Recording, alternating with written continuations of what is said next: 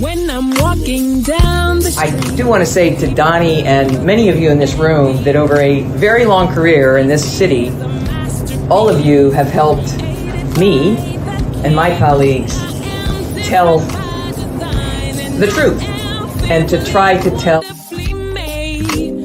I may not look like you and you me, but Take my hat off. I'm South Carolina, so I just.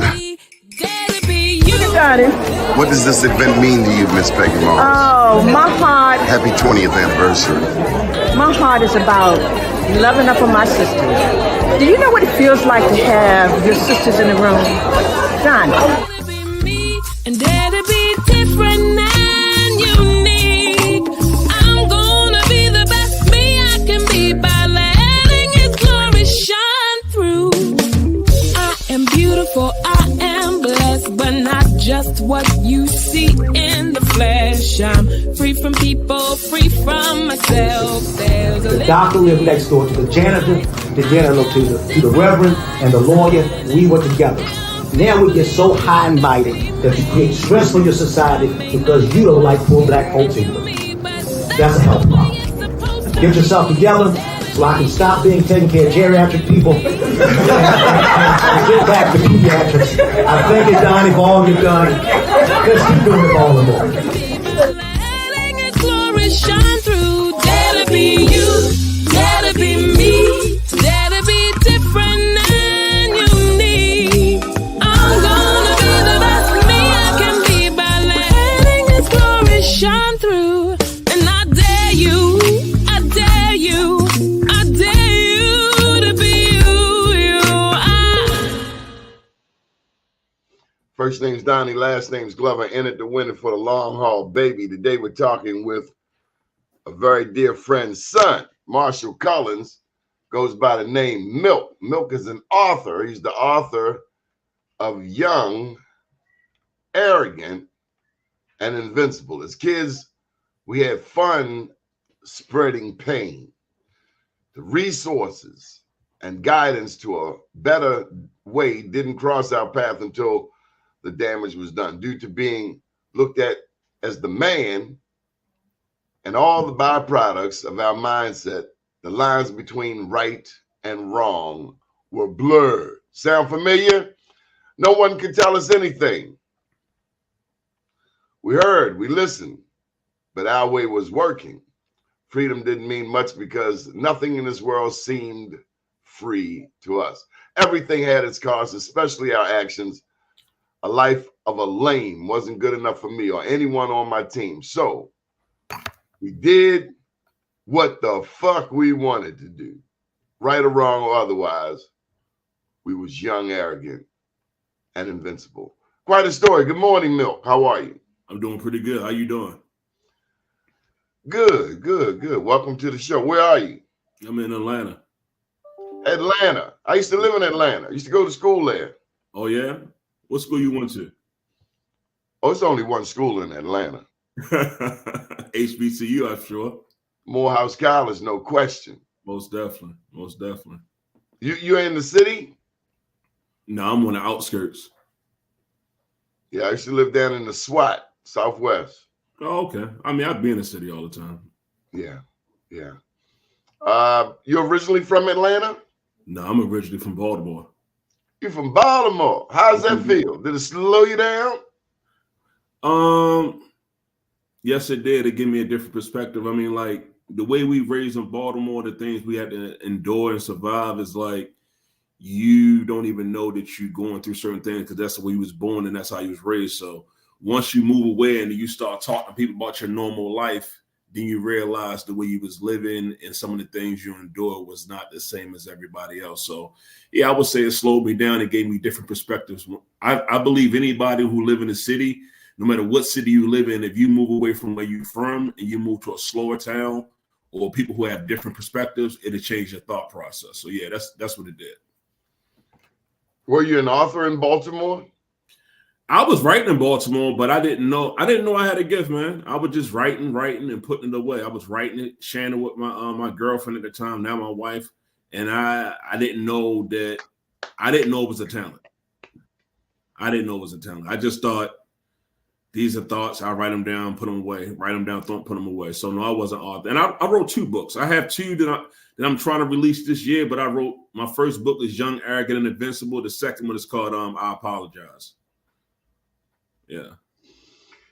You know, normally we start the week off with some prayer, but this message you're bringing here, I think it's on this spiritual level. I sense, especially knowing your dad, that I'm going to hear a very transformational story. Tell me more.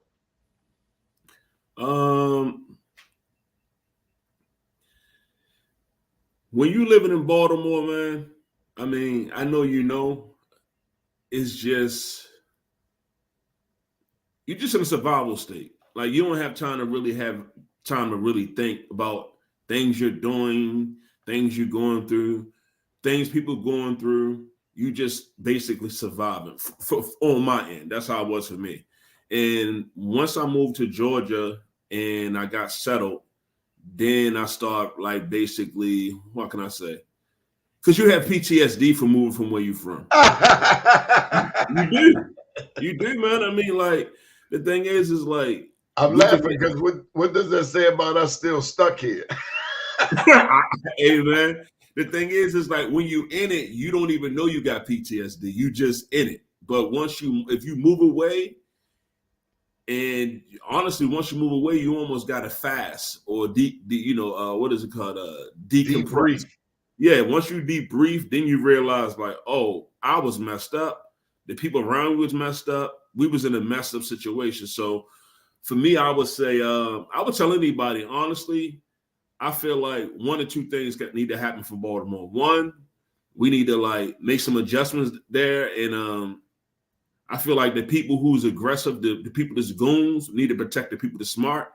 The people that's smart need to be making sure they go to college and make sure they set the people that's aggressive up. And the people that's aggressive don't need to take as people that's smart. And the people that's smart don't need to take advantage of the people that's aggressive. And that's how I feel like we need to, from my perspective, we need to rebuild Baltimore, because the last time I was there, man, when I was looking at people's eyes, people don't look like the way you should look. Seriously, man. I mean, when I was growing up, I mean, we always had it hard, but I ain't never looked at my people's face and people looked like they gave up. The last time I was home, man, I looked in people's eyes. It looked like people was giving up on. I'm not there, so I don't know what people going through. I'm not. It might have been the day the Ravens lost or something. I don't know. No, it ain't that. It's more than the Ravens, man. I feel like people lost they believe that we're gonna be all right no matter what situation we're in. That's what I believe, man. When was the last time you were here? I was there. The last time I was there was last year for my father. Was it his wedding or what? He got married last year. Yeah, was it that or a cookout? I think it might have been either that or a cookout for my little brother, because he was ready to go to California. So it was one of those 2 things. That's the last time I was home. Yeah. Well, I tell you, man, COVID brought a lot of things to a head. I imagine you had a similar scenario all over the country where people were forced to go to their room. Right. People were forced to deal with themselves. Deal with themselves and the people in their immediate circle, their spouse, their children. We learned things about people close to us that we might not have known. Most definitely. On top of that, there's a lot of murders. They said murders went down last year. I don't buy it, because the police did nothing new. Since Freddie Gray, the police been sitting in their cars. They selling dope right across the street in front of the police. As long as you don't shoot nobody, you don't kill nobody, nobody bothers you. Kind of like Amsterdam and The Wire. Right. And then all of a sudden they come out and say, oh, murders were down. Well, how in the hell so? Because y'all were sitting in your cars. So people were hostages in their own homes in many cases. And so, yeah, it does weigh on you, especially when you got Fox News that runs the same negative stories over and over. They loop it. They loop bad news. Like right now, they done brought up this thing. One situation happens. Brandon Scott, to his credit, and I'm not advocating for no damn body for mayor, but to his credit, he got the squeegee kids off the corner. One incident happens this weekend, and now the topic of inner city black youth, squeegee kids, comes back in the news. But in all of this time, Fox has not said one word about the white addicts that we find in our alleys, in our communities, bringing stolen goods, buying dope, and the worst part of all, shooting dope in public. Yeah, they're not. I mean, honestly, you know, they're not going. Their goal is to perpetuate us as a negative light. That's their game plan. Their game plan is to use music, entertainment, social media, the news, entertainment system to make us look bad. So, from my perspective, man, me just sitting back watching everything, and all honestly, nobody gonna help us but us, and that's just the truth. Like, and that's not just for Baltimore. That's all around the world. I mean, like, anytime you feel like somebody trying to help us, it's some type of way to manipulate or get something for themselves most of the time.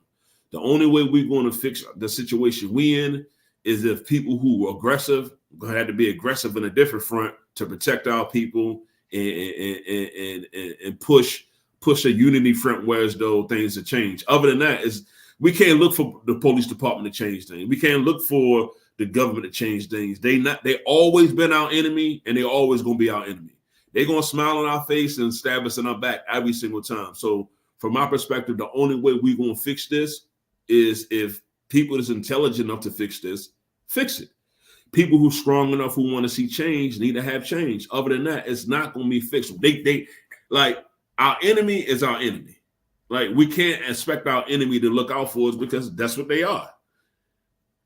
That's what they are. I know they're supposed to be here to serve and protect, but they're not here to serve and protect. They're here to serve and protect.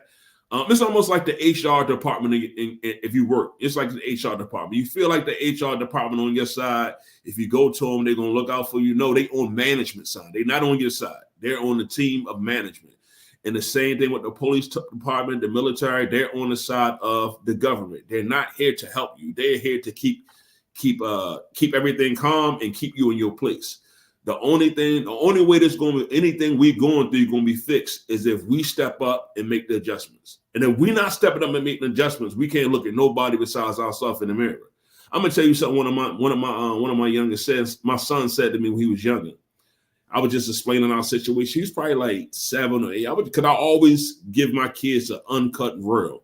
And I was just explaining our situation, how white people and black people and just different things in the system. And my son looked at me and said, well, so what we going to do? So what we going to do? So a lot of times, and I'm sure like some of the things you're doing with your TV show, this is part of what I'm talking about. Like whether you're doing a TV show, whether you have a podcast, whether you have a book or you're a rapper or a singer, whatever you are, if you're not doing something to help your people in some type of way, you're useless. And you can't talk about nothing we going to do if you ain't doing nothing to help our people. You can't talk about nothing if you're not doing something for our people. This is my first book, Unapologetically Black. I don't know if it's coming across on the screen. There we go. Yeah, I can see it now. That came out in 2015. That's your man's and them at the White House. Might be going there today. And then here's a second one. Yeah. There we go. I Am Black Wall Street. I look at the history of Tulsa, Oklahoma, and how Black Wall Streets were all over the country, including down there in Atlanta. There was a man in Atlanta named Herman Russell. Now, this is much later history. This is in our lifetime. But Herman Russell was a big-time developer there, and he was a part of building Hartsfield International. And that was because you had a strong black man named Maynard Jackson who made sure that black people not only had a seat at the table, but had money, had a menu. You know, they say you either sitting at the table or you're on the menu. And one thing I love about Georgia is the long civil rights history, but also Atlanta in particular reminds me so much of New York in that when you go into a store, a business, a building, you expect to see Black management. You expect to see a Black owner. Mm-hmm. And Baltimore, as hard as we are on our hometown, there are more entrepreneurs here than most anywhere in the country. Most definitely. Including you and me. Most definitely. We write, we create plays, we build construction companies. We can do anything anybody else can do. The challenge is not enough of us. And unfortunately, we got a lot of dead weight. But I got to remind you, we're only 13% of the population. And I think we've done phenomenal considering the obstacles we're up against. Y'all got to fight. Y'all got a national fight going on right now in Georgia. Fannie Willis. Mm-hmm.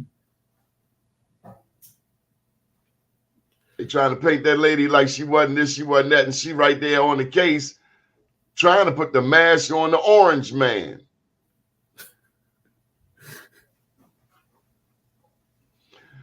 Okay, so let's get to your book. That's one hell of a title. Is that your idea? Was that your idea?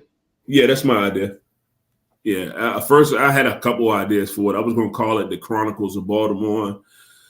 I was going to call it just different things, but I figure Young, Arrogant, Invincible would be the greatest title to reflect the thought process of a person that's young, living in Baltimore, and just don't understand what they're doing. They don't understand that they can die.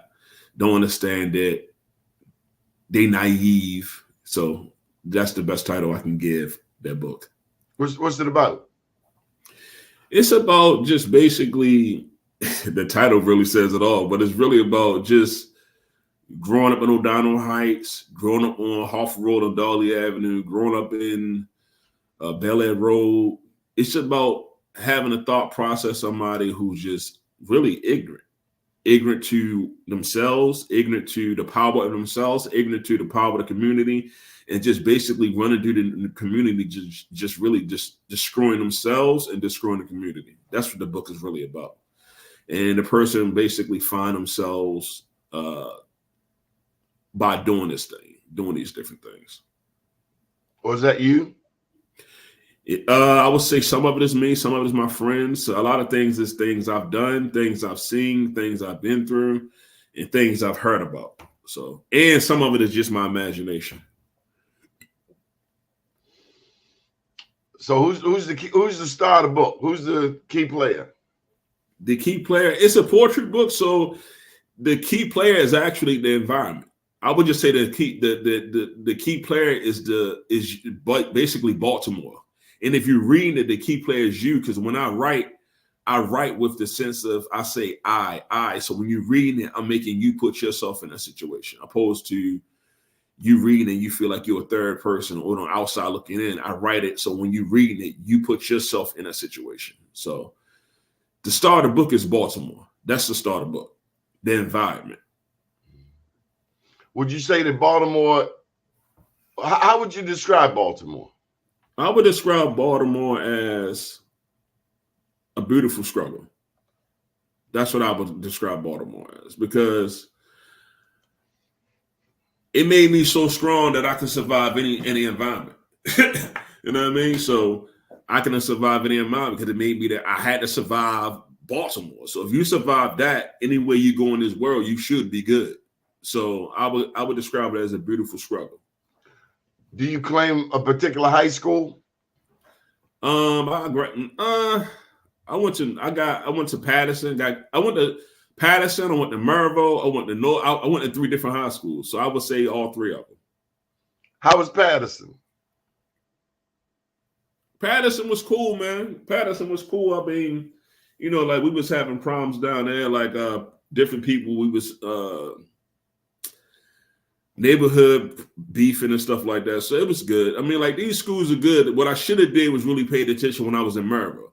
When I was in Maryville, I should have really paid attention and did the auto mechanic class, and I was in there, but I was so focused on useless stuff like girls and going to club and high dress and just, just stupid, superficial stuff at that age. But if I had to do it all over, I'd have really paid attention to Maribel and really, got a trade. So when I got out of school, it'd have been easier for me.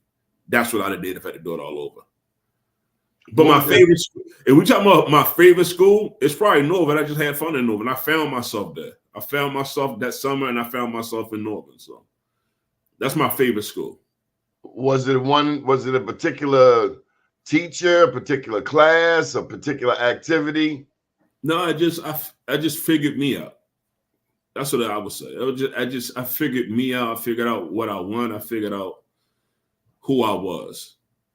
Sounds like you kind of got the best of both worlds. I mean, I went to Poly for 2 years and then Dunbar for 2 years. Two totally different environments, but I think I found myself at Dunbar. Yeah. Poly was nice, but I realized I didn't want to be an engineer. And the girls, they were a little stingy at Poly and West. I feel you, man. They didn't want to hang with me. Yeah, I was from North Avenue.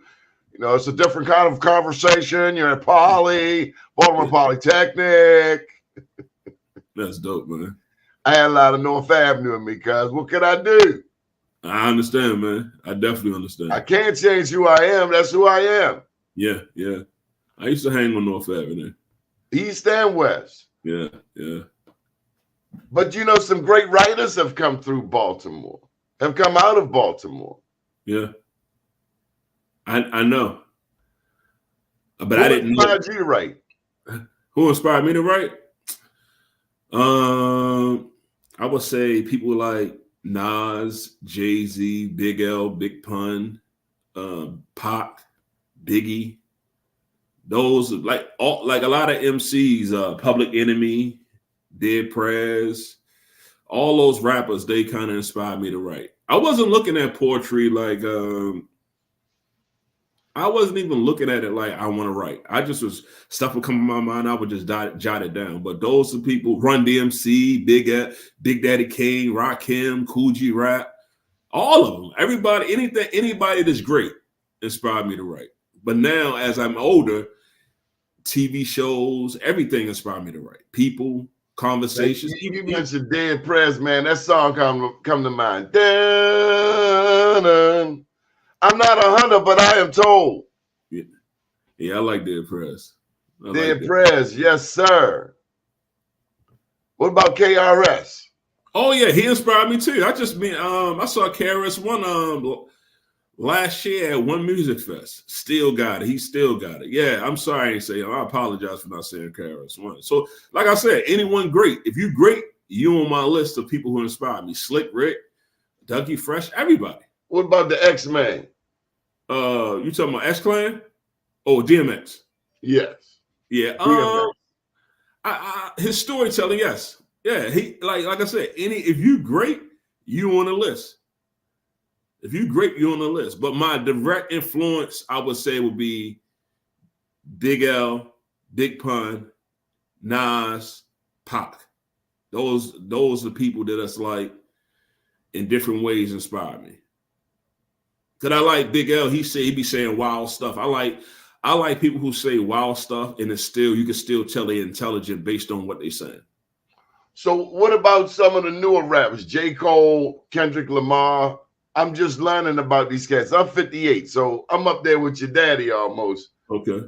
And not saying I don't even know his knowledge with hip hop. Yeah.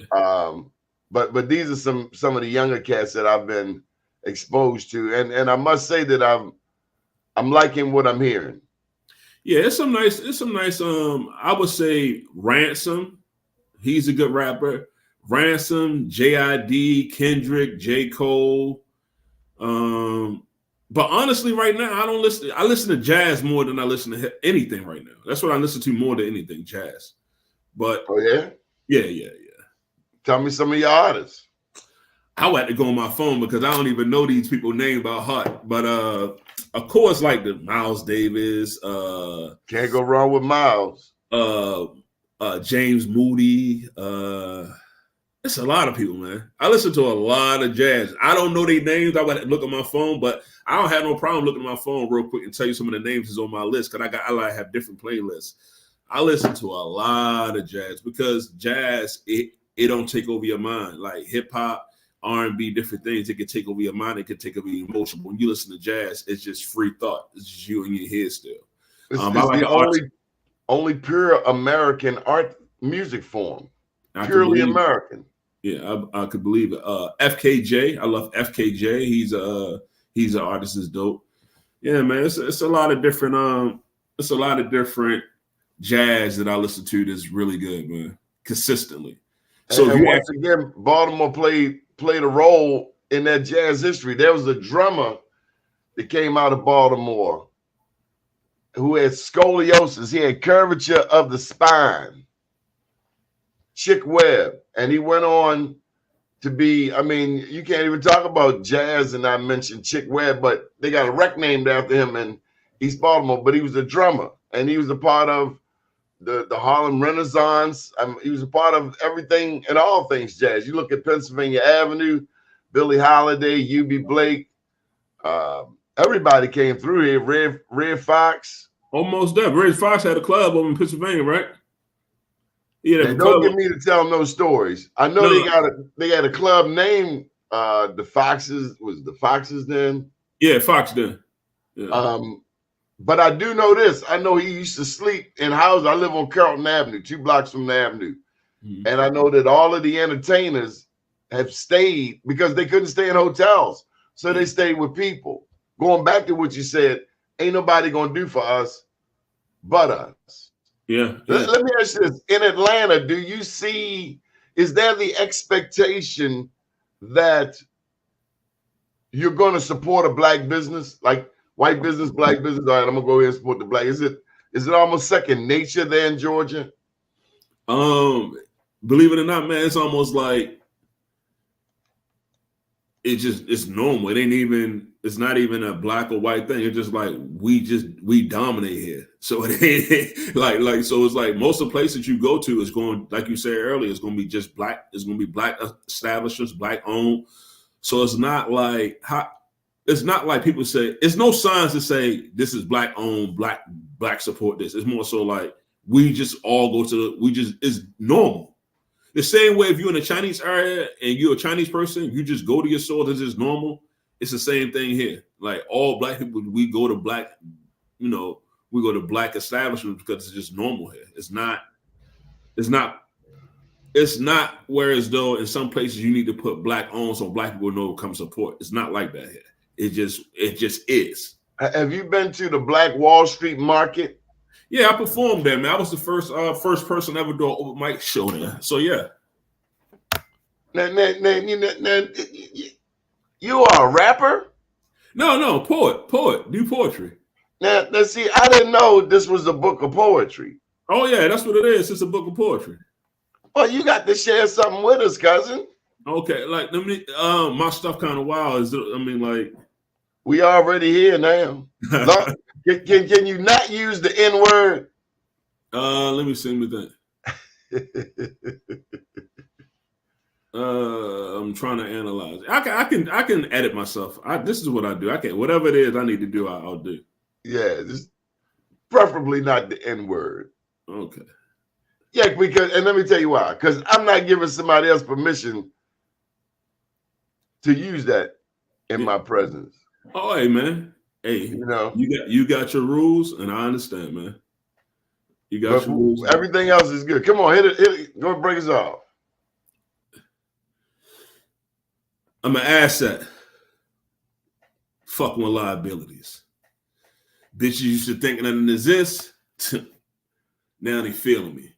I've been punishing all women for the times they didn't appreciate the real me. I've been wearing this tight, toxic, materialistic mask. Her soul won't be released until she give me some ass.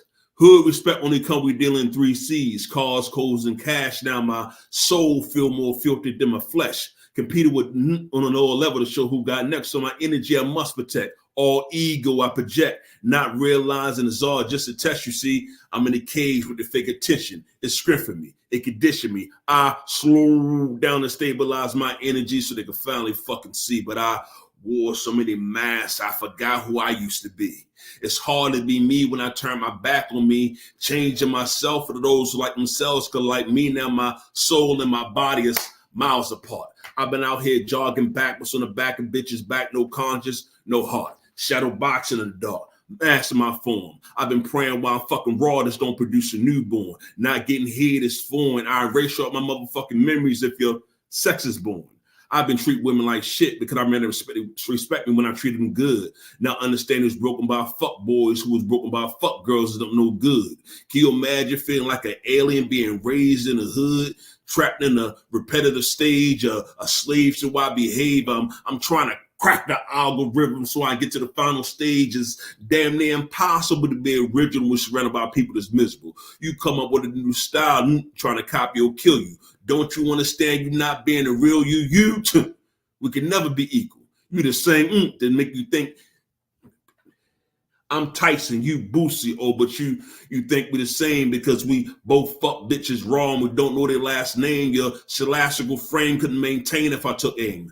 I've been trying to help you, but you keep trying to try me. Just a grown boy in a man's body was hugged up by your fucking daddy or mommy. That's why I be out of my circle. I be protecting my space.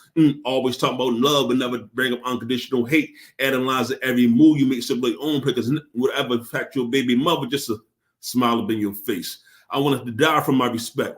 I don't have no identity.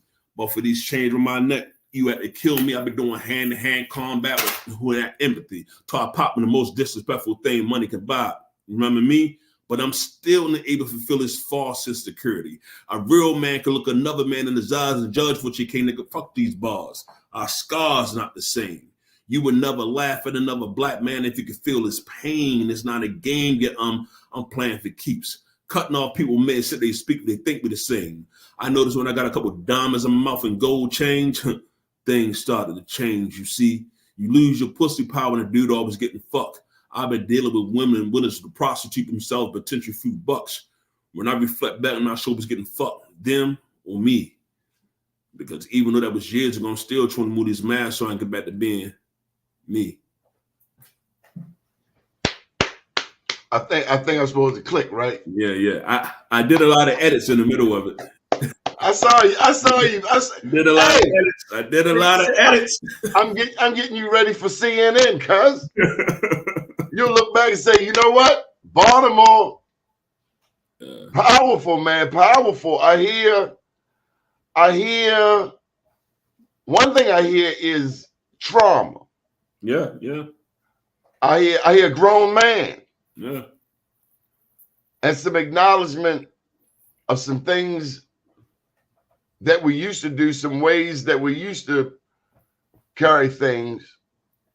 I'm also hearing growth. Most definitely. Yeah, it's basically almost remorse. Like, yeah, you now do. that I know I would treat, we got daughters now, we got granddaughters now, we want to ease that. We kind of want to level things out. Most definitely, because the thing is, it's like when you out here ripping and running, you don't understand what you're doing to yourself or even your people. You don't understand. If you actually shot down with a drug dealer and you really break down what's happening, he wouldn't do it. If you shot down with a terrorist, he's a terrorist. Yeah, if you sat down with a drug dealer and said, "Listen, bro, I want to explain something to you, bro. Like when you selling drugs, I know you getting money, you helping your family, but what you doing is you destroying thousands of your community. You destroy. You making sure dudes don't have their mother. You making sure dudes don't have their father. You making sure you just helping perpetuate destroying our community. If you sat down and you said that, or if you told to a dude who mess with a lot of women, if you said to a dude like, "Yo, when you mess with a lot of women, I know it's fun. I know it feels good. You're enjoying yourself. You know what I mean? It's also an illusion of power. But what you have to understand is what you're doing is you destroying yourself. And then when you meet somebody that you love, you will have to basically reprogram your mind to treat a woman like a woman. Because when you out here, you mess with a lot of women, you start looking at them like slabs of meat. So it's like, and if you talk to a young girl and you say, listen, if you mess with a lot of dudes, you can basically, we destroy ourselves. That's that's the condensed version of it. Whatever you're doing is out here that's negative. If you consistently doing it, you destroying yourself. You destroying pieces of your soul until your soul gone. You mute your conscience until your conscience no longer talking to you. So that's what that poem was about. It's about basically trying to figure out a way back to get back to knowing who you are and getting back to that consciousness in your voice. Or not in your voice, in your mind. Trying to think of I think it was Malcolm X. He said that entertainers will never be our leaders. Malcolm X said that entertainers will never be our leaders. I remember when Hillary Clinton was running against Trump. Mm-hmm.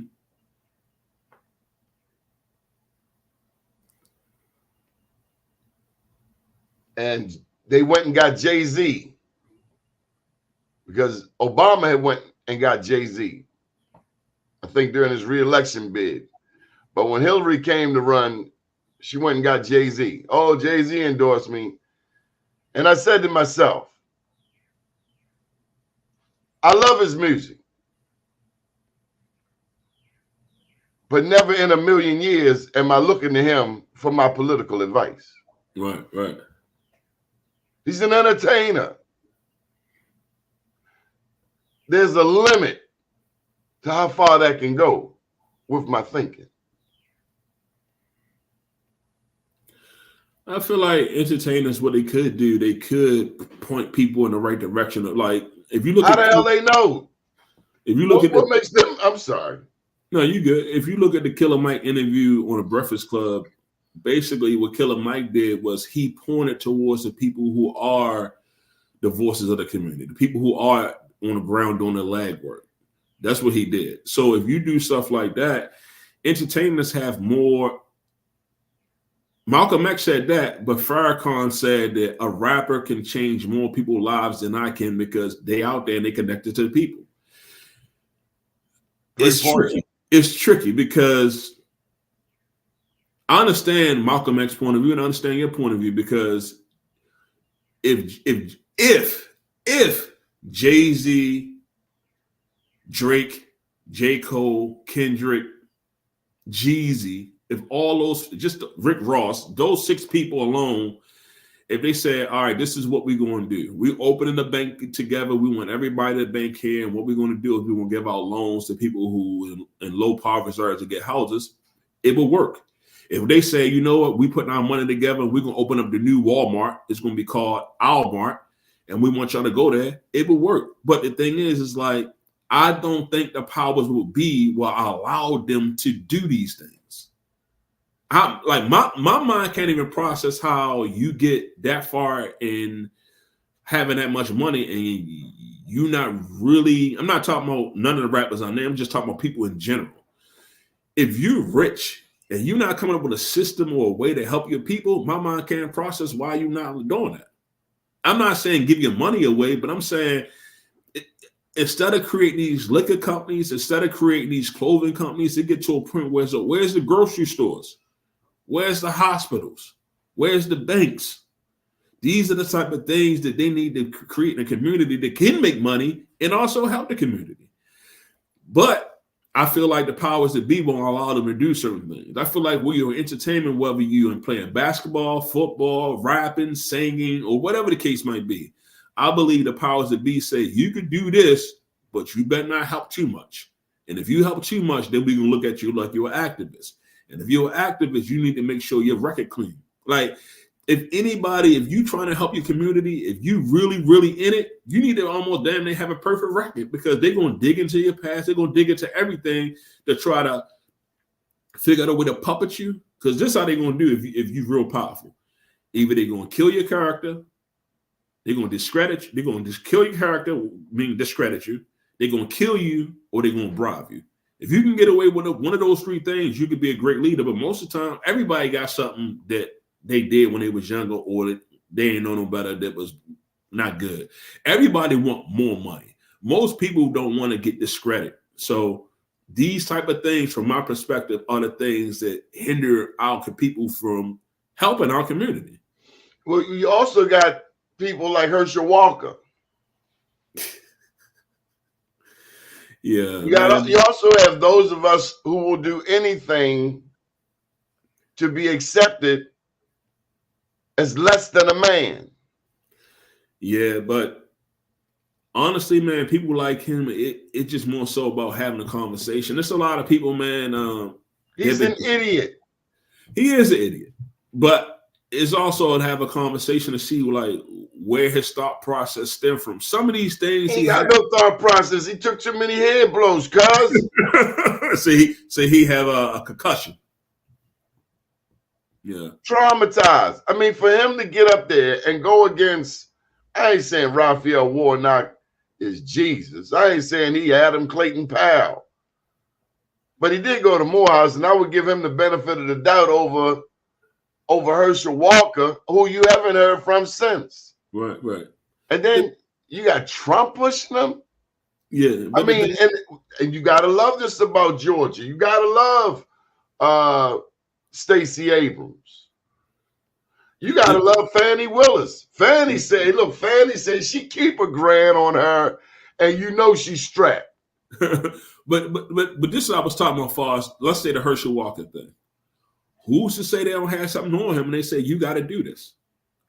That's what I'm saying. Like they move do to another country. Come on, do something. There's solutions. What I'm saying to you is go underground. The powers that be know how to puppet different people in different ways. They have everything on everybody on the American system, because we have these listening devices. They have something on everybody. And if you ain't, unless you're willing to be strong and die for what you believe in, man, they can puppet anybody. I don't know what they got on Herschel Walker. They might got something on this man, and I'm not taking up for him. But what I'm saying is, like, even our people that don't think like us, we gotta figure out a way to crack the code to get them too, because it's other dumb people that follow them, man. So this is what you do, cause you get a big sheet.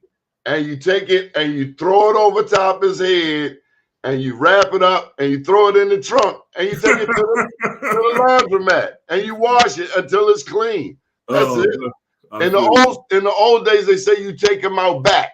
Yeah. To the tool shed. Yeah. You know, and you pull out something like a bat and you. Yeah, he don't know no better, man. But he a problem. Yeah, that race was too close. Just like when that white lady almost became mad down there. I was like, Atlanta? What are you doing? Yeah. But Atlanta has held the line for a long time. How many years you been there? I've been here since 2003. Okay, so you done seen a good 20 years. You were there when Kasim Reed was there. Yeah, I mean, there was a lot of things that have happened. Most definitely. So where can people find this book, Milk? They can find it on Amazon. It's on Amazon. They can find both books, Amazon and also what is it called? You can find Young Erica and also I Apologize on Amazon. I Apologize. Tell me about I Apologize. It's like a book about relationships, about being introspective about some of the things you did when you was younger. Why should somebody buy that book? Come on, give me a dirt part, a little dirt. You should buy that book because, like, my writing is totally opposite. Like, the first poem I read is just one way, but then the second book is called Screams Sound Like Laughter When You're Used to It. Clueless, but no excuses. I've sipped on the tears of women insecurities and fears to quench my selfish misogynistic thirst. Even though I count on a woman to nurture me since birth, I'm cursed. Releasing my sorrows between multiple women thighs until pieces of innocence starts to dim in the eyes. Focusing on fractions of the truth inside the lies until lies become the truth. Now shoving my ass routine lies down her throat. praying that she don't choke or analyze and regurgitate my mistakes. A faint to face ourselves in the mirror because God knows I have been telling the truth. Don't worry, I remember I was innocent just like you. The only difference is I lost my innocence earlier than you. Every woman who ever used their powerful feminine disguise to bat their eyes or smile at me wanted to use me for sex, money, clout chasing, or companionship. Using sex as a weapon, blackmailing me with my seeds for currency. Now I have no love for any woman who's trying to steal my seeds, yet I feel like I'm a faucet for spirituality and healing. Numb to the feeling that I see all the clues, but this changed my views. Now this unfiltered, beastly bowels of dirty water has to spill on you. Unknown, they're trying to find my way back to the innocent place within it been misplaced. Only to taste a mere morsel of it when I'm in her space. But now she become tainted just like me. When semen start to seep to the skin, the stitch of the foul beast starts to grow thin. She is so addicted to the way she's living, she doesn't even recognize it as sin. She belongs to the game. By this time next year, she'll move on and you remember her name because men been tugging on her soul till she's no longer purr or they forgot what they was using her for. I've seen women go from beautiful butterflies to miserable moths, but somewhere buried deep inside this shell of a hardened woman, she still managed to have a heart. Black Queen. So that's in the second book. My man. Yeah, that's in the second book. Yeah. My man. What poet did you listen to besides the rappers? Any other like your Nikki G? I mean, non-hip hop. The poets that I listen to, the Last Poets. Oh my man, what you know about the Last Poets? Yeah, I listen to them. Now you talking my language. What do you know about the Last Poets? Yeah, I met him, man. I met one of the brothers. He passed away maybe like 2-3 years ago. He made the album called Hustlers Convention. You ever heard of Hustlers Convention? Yeah. If you get a chance, go to YouTube and type in Hustlers Convention. That album, I would say, to me, I feel like that's the first unofficial hip hop album. But he's a poet. He was in the Last Poets. Yeah. Hustlers Convention. So they're considered the grandfathers, the forefathers of our version of hip hop. And it's not new. We've been rapping going back to Africa. People would go from village to village and share oratories. But there were also Gil Scott-Heron. Yeah, and out on the West Coast, they had the Watts Prophets. Yeah, yeah. Now, I've never heard any of their work, but I've certainly heard a lot of the legendary Last Poets. I'm glad you just said that. That's my correction. My correction is I met some of the Watts Prophets, and I'm not sure if this brother was with the Watts Prophets or if he was with the Last Poets. The Last Poets. So that might be my correction. I don't have time to look it up real quick, but yeah, he's with one of them. But what he was spitting back in the day is timeless, man. So those are poets that I listen to, but outside of that, all the hip hop poets, those are the other ones I listen to. Because all this stuff poetry, whether it's singing, whether it's rapping, all of it is just poetry. That's all. It got a hook and beats behind it, but most of the stuff is just poetry. I wish we could get to the point, one, of controlling the production of our music 100%. Mm-hmm. To me, we're not business savvy enough to protect our stuff. So we need lawyers and we need people in the industry who are not caught up by the industry.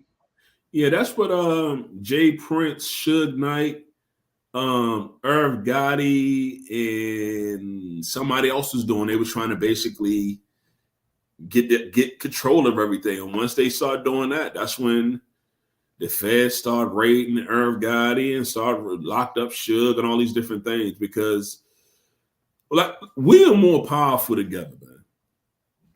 In the moment we realize that and really look out for each other, we'll shut everything down. The moment we realize, like, if I have your back and you have my back, that's all we need. we'll take over this whole world like we supposed to. And if we take the world over, we're not going to do like other people doing, which is destroy the earth, destroy the people, and destroy the Man, food. have you seen these people on the moon, digging up the moon? Write me a poem about that. How you going to dig up the moon, son? Yeah. It's the moon and it's the sun. Go over there and mess with the sun. Why they messing with the moon? I go off about that. It's the moon. Yeah, yeah. Leave it alone. Yeah. So do you do any performing?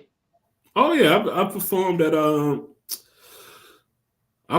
at South Carolina. I've been featured in South Carolina, North Carolina, DC, of course Atlanta 1,000 times. Chicago. I mean, I performed Alabama. People put me to perform in different places. I performed at City Winery. I performed. How did you get the nickname Milk? Milk stands for making intelligence look cool, or mastering and lyrical knowledge. That's what it stands for. Okay. Yeah, that's what it stands for. So your dad has been a friend of mine. I've been a journalist for 30 years, and he was there when I started 30 years ago. So your sister was on the show, Takara? Tanera. I knew I messed something up. Tanera, you've been on. I guess we got to get him, and you got some other siblings we got to get on the show. But we appreciate you coming in and taking time to share with us. Any encouragement to aspiring artists, rappers, poets? Any words of encouragement? I would tell anybody, just be free with your pen. That means just let your imagination run as wild as it can. I would say don't get stuck on one style. Allow yourself to explore different styles. Support people the way you want to be supported. And also, if you're trying to do poetry, don't come in here thinking you're going to make a lot of money. I mean, money will come, but just come in here thinking that you just want to share your art and just fall in love with whatever your art is. If you fall in love with whatever your art is, you'll always be good. And make sure at the end of the day that when you saying different things out your mouth, you know what you're saying, you know why you're saying it. And if somebody want to question what you're saying, you will be able to articulate your thoughts on it. Because when you're doing interviews, you don't know what somebody may ask you to do. You don't ever know what somebody might talk to you about. So those are the things I would tell them to do. And last but not least, just when you write something good, pray on it. Because sometimes, prayer is not sometimes, all the time, prayer is the strongest thing you can do to make sure that you get the message you want out. So why do you say that? Huh? Why do you say that? Because when you for me, myself, the way I look at it, when I'm writing this stuff, it don't come from me. It comes from somewhere else. I never sat down and say, all right, I'm going to write this and I'm going to write about this. It just, it's it's just coming from somewhere else. So I want to give prayer and I want to give thanks to whatever's given me, because so you're becoming a vessel. Most definitely. That's the word I was looking for. I'm a vessel, and I'm just here to channel this stuff and give it back out. And I'm praying and I'm thinking whatever's given to me, because it don't have to come to me. It can go to somebody else. Because it's 1,000 poets, it's 1,000 rappers, it's 1,000 singers, and that can go to anybody else. So when you get something that's really, really magical, because I have poems on my phone that's magical, that when you get it, you want to give thanks for getting it. So that's how I look at it. All right, I got one for you before you go. Okay. This is the legendary Last Poets. On the subway, I dug the dude digging on me, but the dude was caught up in a massive confusion as to who I was. He thought he was trying to see. But you see, me knowing me, black, proud, and determined to be free, could plainly see my enemy. Yes, I know him. I once slaved for him, body and soul, and made him a pile of black gold off the sweat of my labor he stole, but his game is old. We break on the mental whole. Things must change. There's no limit to our range. He can never understand. The new black man, let's alone see us riding every day, riding on the subway, 8th Avenue, 7th Avenue, 6th Avenue, IND, IRT, BMT. He stares endlessly, blinking, blink, blink, blink, blink, blink, blink, blink, blink. He's on the brink about to sink. I ask you, shall I help him? Can he be saved? No, no, no. Next stop, 125th Street. I love that poem. I love that piece. Man, you brought back memories, man. The legendary last poets. I met one of them cats named Suleiman. He in Baltimore at the old Odell's. I think Michael Johnson had it at the time. But they were as down to earth as you could find, man. Tell me one thing, and I don't know why this has crossed my mind. What is the prison situation in Georgia? Is mass incarceration an in-your-face issue as it is here in Maryland? You know what's funny, man? I don't believe so. I don't believe so. I don't know. I won't lie to you. I don't know. Well, we got to look into that. I mean, Georgia had more. Georgia was big on the institution of slavery. Yeah. Rum. There's a lot of power where you are. There's a lot of power where you come from. And up the block in New York. I mean, so whatever we can do on this network to help promote, and please don't let this be your last time coming on the show. Matter of fact, we'd love you to have a show on our network. No charge. I appreciate it, man. But a couple of things I'm involved with. Let me I host a show every third Saturday at Catch Cafe. We've been doing it for 7 years. I'm a part of mentoring young boys. It's called Elevated Young Kings. We do it every second and fourth Saturday. I have 2 books. I have merchandise. This is one of my merch right here. The main thing I would tell anybody, just make sure that you tap into yourself, tap into trying to figure out a way to help your people. Because if you're not helping your people and you Black, you're doing yourself a disservice from my perspective. And when it's all said and done, when you get older, you want to look back and say, I did some things to help my people. Have you met Mukasa? No, I haven't met. So we're going to be doing the Black Wall Street down there. We do the Black Wall Street Awards up and down the country. I don't know if you can see it. Let me get it. Let me work it. Oh, what's wrong with this thing? There we go. Hold up.